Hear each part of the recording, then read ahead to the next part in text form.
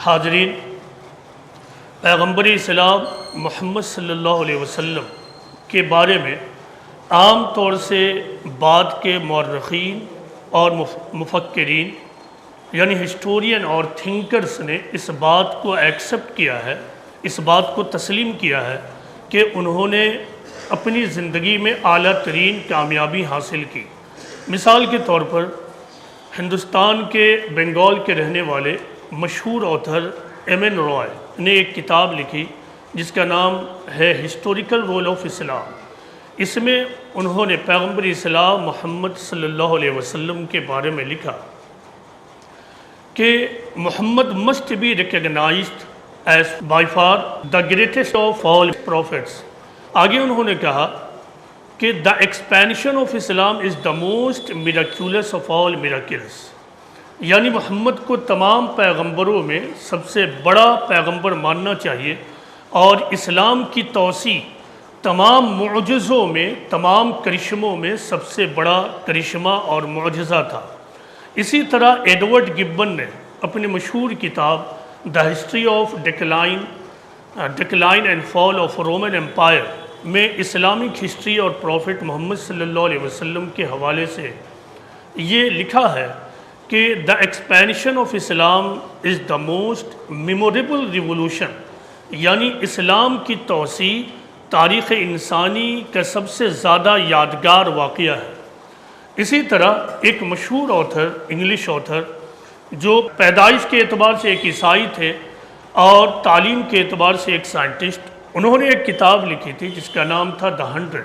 اس میں انہوں نے پروفٹ محمد صلی اللہ علیہ وسلم کے کارناموں کا اعتراف کرتے ہوئے، اس کو ایکنالج کرتے ہوئے لکھا کہ he was the only man in history who was supremely successful on both the secular and religious level، یعنی وہ تاریخ انسانی کے، وہ یعنی محمد تاریخ انسانی کے واحد شخص تھے جنہوں نے دنیاوی اور دینی دونوں سطحوں پر اعلیٰ ترین کامیابی حاصل کی۔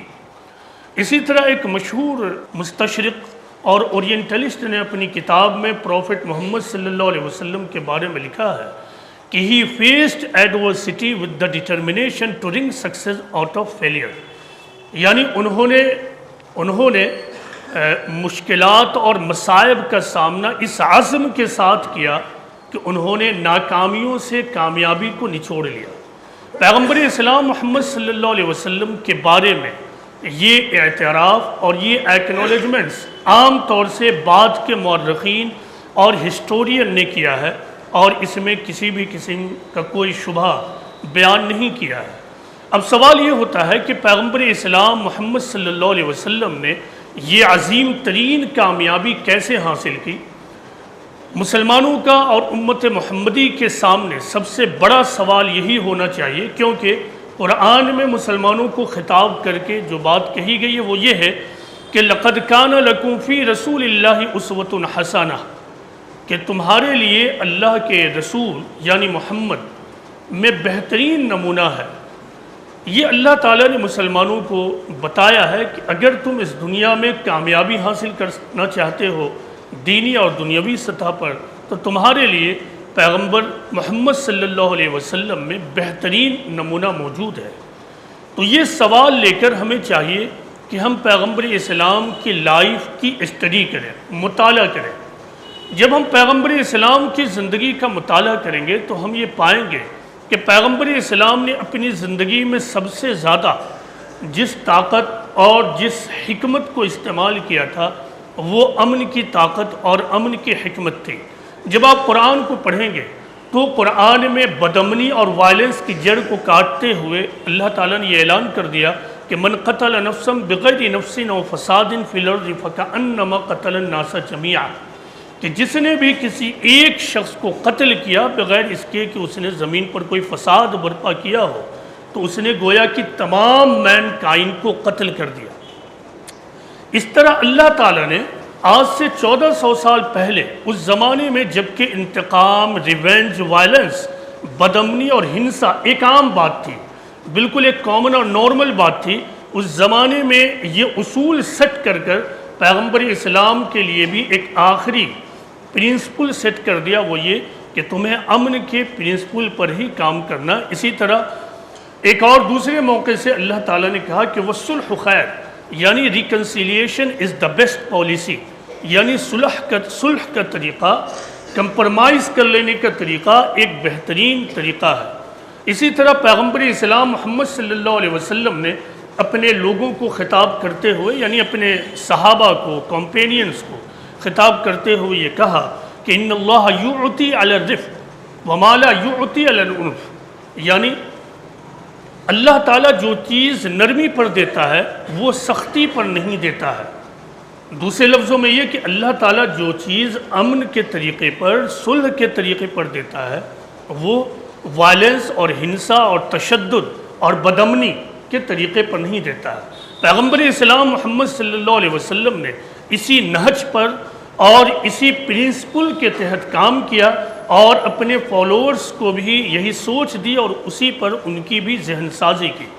پیغمبر اسلام محمد صلی اللہ علیہ وسلم کی پیدائش مکہ میں 570 عیسوی میں ہوئی۔ ابتدائی زمانے ہی میں آپ یتیم ہو گئے اور آپ کی پرورش آپ کے دادا اور آپ کے چچا نے کیا، پھر آپ کے دادا کا بھی انتقال ہو گیا، پھر آپ کے چچا ابو طالب نے آپ کی پرورش کی، پھر آپ کی شادی ہوتی ہے۔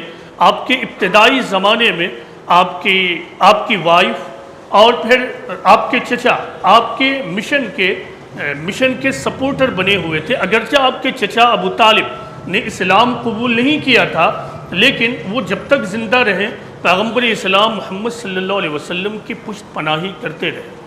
تاریخ یہ بتاتی ہے کہ 610 عیسوی میں آپ نے لوگوں کے سامنے اپنے نبوت اور پروفٹ ہوڈ کا اعلان کیا کہ میں اللہ تعالیٰ کی طرف سے تمہارے درمیان میسنجر ہوں، پیغمبر ہوں، اور میرا مشن یہ ہے کہ میں تمہارے سامنے اپنے رب کا پیغام پہنچاؤں۔ 622 عیسوی میں آپ مکہ سے نکل کر مدینہ چلے جاتے ہیں اور مدینہ میں اپنے مشن کو ری اسٹارٹ کرتے ہیں۔ 632 عیسوی میں آپ اس دنیا سے گزر جاتے ہیں، وفات پا جاتے ہیں۔ یہ پیغمبر اسلام محمد صلی اللہ علیہ وسلم کی تاریخی اعتبار سے ایک آپ کی زندگی کا ایک تاریخی ریکارڈ ہے۔ پیغمبر اسلام محمد صلی اللہ علیہ وسلم نے آخر کام کس ڈھنگ پر کیا کہ اتنی اعلیٰ ترین کامیابی حاصل کی؟ اس سلسلے میں نے قرآن کے چند ریفرنسز دیے، پیغمبر اسلام کے قول کو بیان کیا، حدیث کو بیان کیا۔ اب روایتوں کو جب آپ اور کھنگالیں گے تو آپ کو ایک روایت حضرت عائشہ رضی اللہ عنہا کی ملے گی۔ آپ کو معلوم ہے کہ حضرت عائشہ آپ کی وائفز میں سے ایک وائف تھیں، یعنی بیوی تھیں، اور آپ کی محبوب ترین بیوی تھیں۔ آپ کی بیویوں میں حضرت عائشہ رضی اللہ عنہا کو سب سے زیادہ موقع ملا کہ وہ آپ کے ساتھ وقت گزاریں اور آپ کے ساتھ زیادہ قریب رہ سکیں۔ اسی طرح حضرت عائشہ رضی اللہ عنہا کو زیادہ یہ موقع مل گیا کہ آپ پیغمبر اسلام کی زندگی اور آپ کی پالیسی کو زیادہ گہرائی کے ساتھ آبزرو کریں، اس کا مشاہدہ کریں اور اس کا تجزیہ کریں۔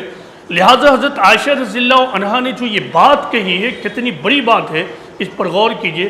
حضرت عائشہ رضی اللہ عنہا فرماتی ہیں کہ ما خجر النبی صلی اللہ علیہ وسلم بین امرین الا اختار ایسرہما۔ اس کا مطلب یہ ہے کہ پیغمبر اسلام محمد صلی اللہ علیہ وسلم کو جب بھی دو چیزوں میں سے ایک کا انتخاب کرنا ہوتا تو آپ ہمیشہ آسان کا انتخاب فرماتے۔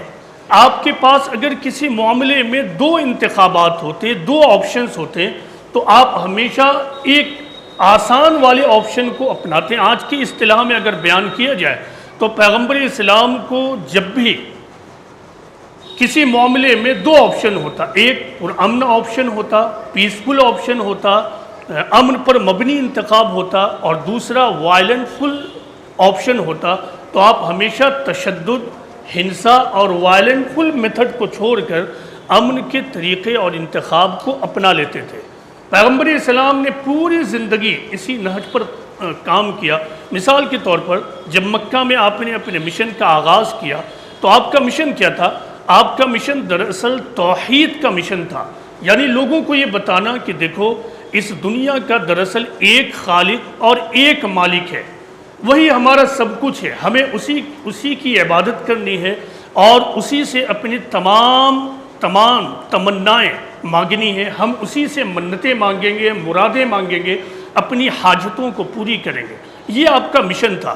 اس اعتبار سے دیکھیے تو مکہ میں جو صورتحال تھی وہ یہ تھی کہ آپ کے مشن کے بالکل برخلاف کعبہ میں 360 بت رکھے ہوئے تھے، تو اب مشن کے اعتبار سے آپ کو کرنا تو یہ چاہیے تھا کہ فوراً اٹھتے اور توحید کے برخلاف جس مقام کو حضرت ابراہیم اور حضرت اسماعیل نے مل کر توحید کے مرکز اور سنٹر کے طور پر قائم کیا تھا، سب سے پہلے اس کو پیوریفائی کرتے۔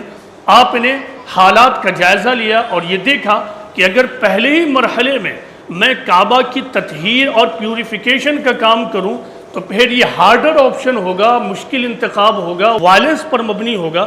آپ نے اس کو نظر انداز کیا اور آپ نے مکہ میں قبلہ کے اندر 360 بت کی موجودگی کو قبول کرتے ہوئے اپنے مشن کا آغاز کیا اور لوگوں کے ذہن کو بدلنا شروع کر دیا۔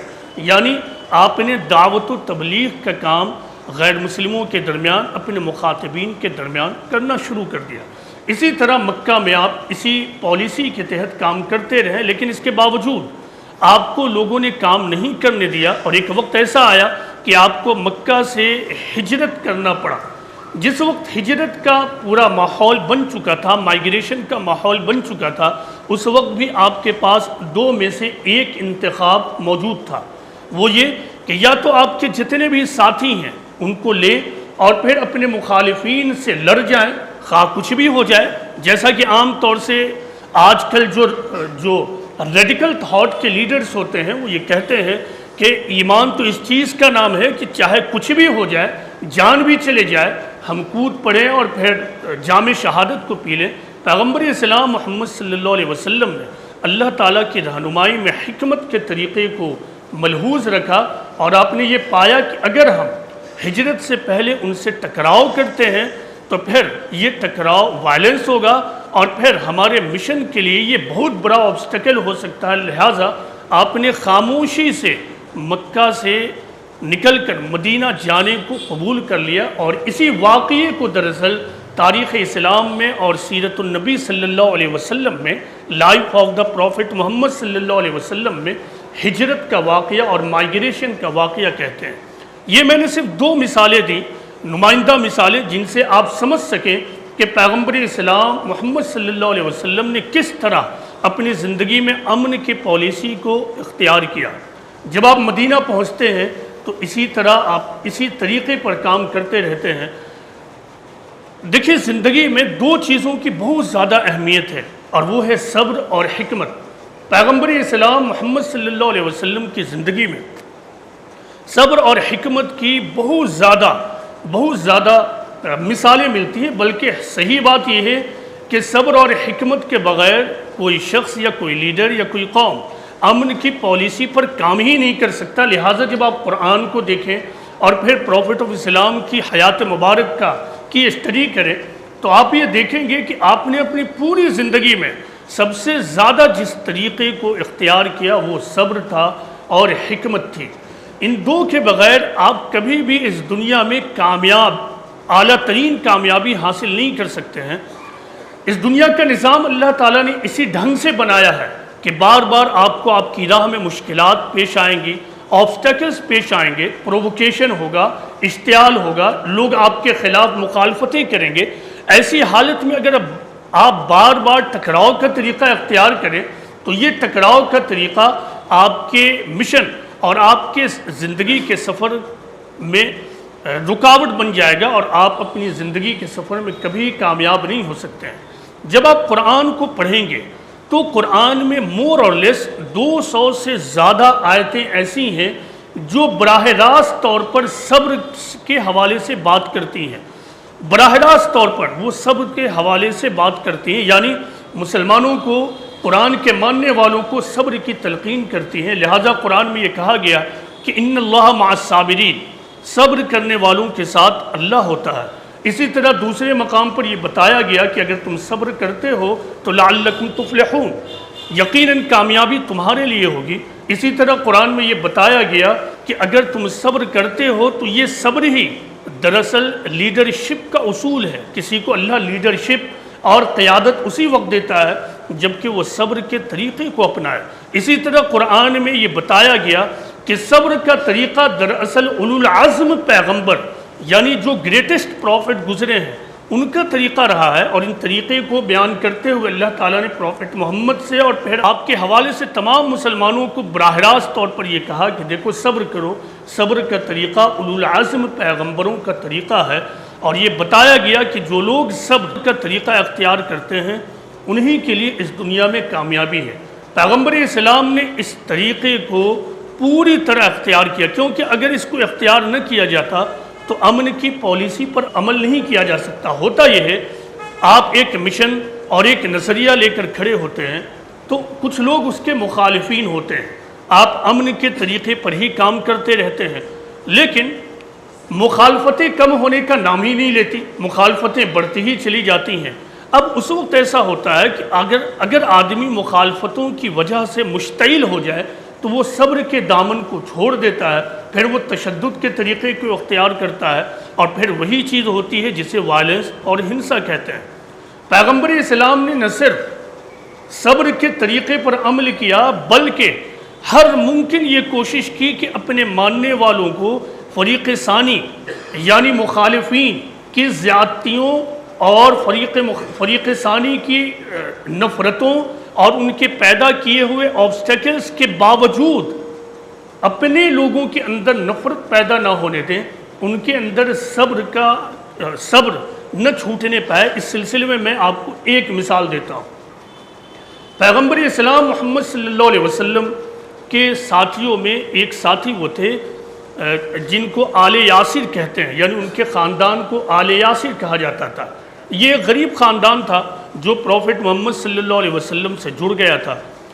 چونکہ یہ غریب تھے تو وہاں کے جو طاقتور لوگ تھے آل یاسر کو یعنی یاسر کے خاندان کو ستانے لگے اور کہنے لگے کہ تم لوگ محمد کا ساتھ چھوڑو ورنہ ہم اسی طرح مارتے اور پیٹتے رہیں گے۔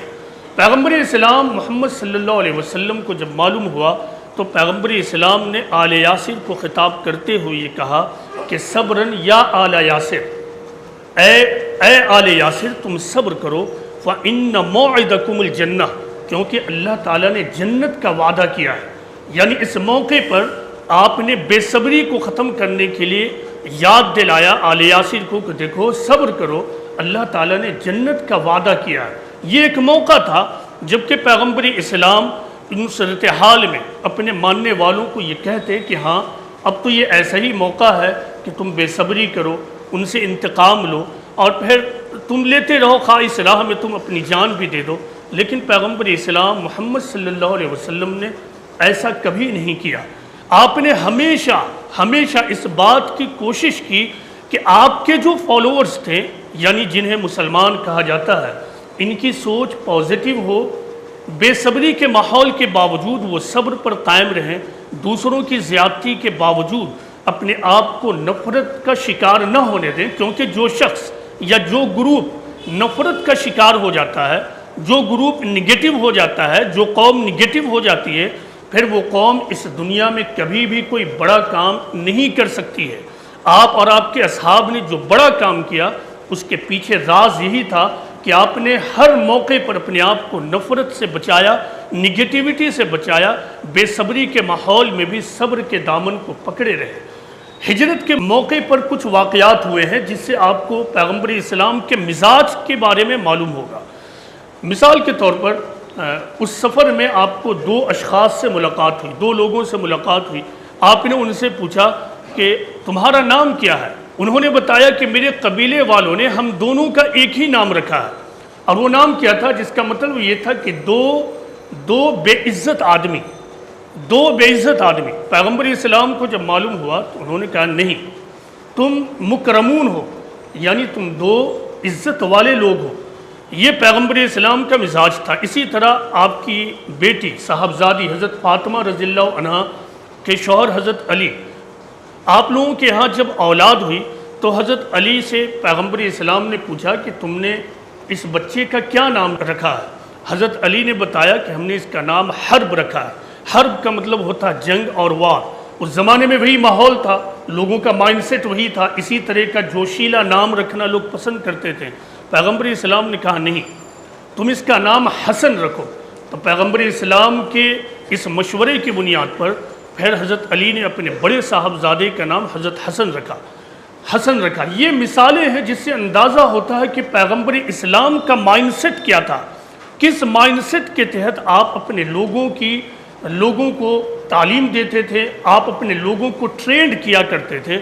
میں نے کہا کہ صبر اور حکمت، بغیر صبر اور حکمت کے اس دنیا میں کوئی بھی کامیابی حاصل نہیں کی جا سکتی ہے۔ یہ صبر کی مثالیں تھیں۔ اب حکمت کی دو مثالیں لیجئے۔ پیغمبر اسلام صلی اللہ علیہ وسلم جب مدینہ پہنچ گئے تو آپ نے ایک خواب دیکھا۔ یہ خواب یہ تھا کہ آپ کا جا رہے ہیں اور کعبہ طواف کر رہے ہیں، صحیح کر رہے ہیں، عمرہ کر رہے ہیں۔ آپ نے اپنے خواب کو اپنے ساتھیوں سے ریپیٹ کیا۔ ساتھی بھی بولے کہ بڑی اچھی بات ہے، عمرہ کے لیے جائیں گے۔ پیغمبر اسلام اور آپ کے ساتھی نکلتے ہیں عمرہ کرنے کے لیے۔ کچھ کلومیٹر جب طے ہوتا ہے حدیبیہ کے مقام پر آپ کے مخالفین آگے پہنچ کر روک دیتے ہیں، یعنی آپ اور آپ کے ساتھی حدیبیہ کے مقام پر روک دیا جاتا ہے، اور پھر بہت زیادہ ڈیلیگیشن ہوتا ہے، امید ہوتی ہے۔ نتیجہ آخر میں یہ نکلتا ہے کہ مخالفین نے کہا کہ ہم مکہ میں داخل نہیں ہونے دیں گے، آپ یہیں سے واپس چلے جائیے۔ پیغمبر اسلام نے اس کو مان لیا اور وہاں سے چلے آئے۔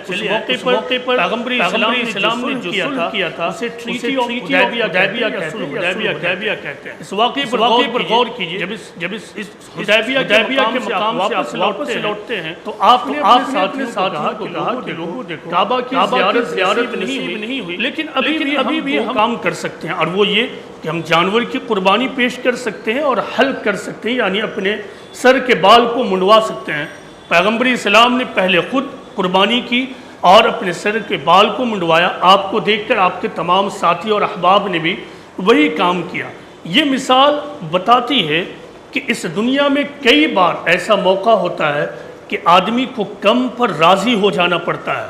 جب ایک آدمی اور ایک لیڈر کم پر راضی ہو جاتا ہے تو پھر اسی کو یہ موقع ملتا ہے کہ وہ اپنے لیے اور اپنی قوم کے لیے زیادہ بھی مہیا کر لے۔ پیغمبر اسلام نے اس حکمت کو اپنی پوری زندگی ملحوظ کیا، دھیان میں رکھا اور اسی طریقے پر کام کیا۔ اسی طرح کعبہ کے بارے میں ایک بات یہ آتی ہے، آپ کو معلوم ہوگا کہ کعبہ پر غلاف چڑھایا جاتا ہے۔ یہ غلاف چڑھانے کا رسم قدیم زمانے ہی سے چلا آ رہا تھا۔ پیغمبر اسلام محمد صلی اللہ علیہ وسلم کا زمانہ آیا۔ اب دیکھیں تاریخ کیا ہے۔ تاریخ میں یہ بات آتی ہے کہ یہ بہت قدرتی بات ہے کہ پیغمبر اسلام محمد صلی اللہ علیہ وسلم نے اپنے ابتدائی زمانے میں کعبہ کے غلاف کو نہیں بدلا اور اس کو یوں ہی چھوڑ دیا، چونکہ حالات ویسے ہی تھے۔ لیکن فتح مکہ جب ہو گیا تو اس کے بعد بھی آپ نے کعبہ کے غلاف کو نہیں بدلا، بلکہ ہوا یوں کہ ایک بوڑھی عورت کعبہ کو دھونی دے رہی تھی، خوشبو کی دھونوں دے رہی تھی آگ جلا کر، تو پھر اسی درمیان کعبہ کا جو پرانا قدیم غلاف تھا وہ جل گئے۔ اب پیغمبر اسلام محمد صلی اللہ علیہ وسلم کو یہ موقع ملا کہ آپ غلاف کعبہ کو بدل دیں۔ آپ نے پہلے یمنی چادر کے ذریعہ غلاف بنوایا اور پھر اس کو کعبہ کے اوپر چڑھا دیا، اور پھر اس کے بعد آپ کے ساتھیوں نے، آپ کے یعنی جو صحابہ تھے، انہوں نے قبطی چادر کو استعمال کر کعبہ کے اوپر غلاف چڑھاتے رہے۔ اس واقعے پر غور کیجئے کہ پیغمبر اسلام محمد صلی اللہ علیہ وسلم فتح مکہ کے بعد جس حیثیت میں تھے وہ یہ تھا کہ آپ رولر تھے۔ دوسری طرف کعبہ کا معاملہ یہ تھا کہ کعبہ کے اوپر کفار و مشرکین کا چڑھایا ہوا غلاف موجود تھا۔ فتح مکہ کے باوجود کوئی طاقت ایسی نہیں تھی جو آپ کو روک سکتی تھی، لیکن اس کے باوجود آپ نے طاقت کا استعمال نہیں کیا بلکہ روایتوں کو یوں ہی رہنے دیا، اور جب موقع آیا تو موقع کو استعمال کر اس مشرکانہ غلاف کو ہٹایا اور اپنے ذریعے سے اس پر غلاف چڑھا دیا۔ یہی معاملہ حج کا ہے۔ حج کے بارے میں بھی یہی تاریخ ہے کہ حضرت ابراہیم علیہ السلام نے حج کی جو تاریخ متعین کی تھی وہ بعد کے زمانے میں مشرکین مکہ اور کفار مکہ نے بدل دیا تھا، اس کو اپنی آسانی کے تحت اپنے مہینے میں سیٹ کر دیا تھا۔ پیغمبر اسلام کے مشن میں یہ بھی شامل تھا کہ آپ کعبہ میں جو حج ہوتا ہے وہ حج کے نظام کو دوبارہ ابراہیمی نظام پر قائم کر دیں، لیکن مکہ میں رہتے ہوئے، مدینہ میں رہتے ہوئے، ابتدائی زمانے میں فتح مکہ ہو گیا، اس کے باوجود آپ نے کعبہ میں حج کے نظام کو بدلنے کا کوئی اعلان نہیں کیا اس وقت تک، جب تک کہ آپ نے خود حج نہ کیا ہو، آپ نے آخری حج کیا جسے ہم حجۃ الوداع کہتے ہیں، اور اس موقع پر آپ نے حج کے مشرکانہ نظام کو بدل کر دوبارہ حج کی تاریخ کو ذی الحجہ کے مہینے میں سیٹ کر دیا۔ یہ پیغمبر اسلام محمد صلی اللہ علیہ وسلم کی زندگی ہے اور آپ کی تاریخ ہے، یہ آپ کے سامنے رکھی گئی تاکہ آپ اپنے حالات کا جائزہ لیں، اپنے ملک کا مطالعہ کریں اور یہ دیکھیں کہ ہمیں اس ماحول میں اور ہم جس ملک میں رہتے ہیں اس ملک میں ہمیں کس ڈھنگ سے زندگی گزارنا چاہیے تاکہ ہم اپنی ذاتی زندگی کو بھی کامیابی سے گزار سکیں اور دینی مشن بھی، دعوت اللہ کا مشن بھی بغیر روک ٹوک یہاں جاری رہ سکے۔ یاد رکھیے کہ صبر اور حکمت کے بغیر اس دنیا میں کوئی بڑا کام نہیں کیا جا سکتا۔ ہاں، جنگ کا میدان اگر برپا کرنا ہے تو وہ کبھی بھی برپا ہو سکتا ہے، لیکن اگر اعلیٰ کامیابی حاصل کرنی ہے تو اس کے لیے ہمیں صبر اور حکمت، پیشنس اور وژڈم کے طریقے کو اختیار کرنا ہوگا۔ اللہ تعالیٰ سے یہ دعا ہے کہ اللہ تعالیٰ ہم سب کو سمجھنے کی توفیق عطا فرمائے۔ وما علینا الا البلاغ المبین۔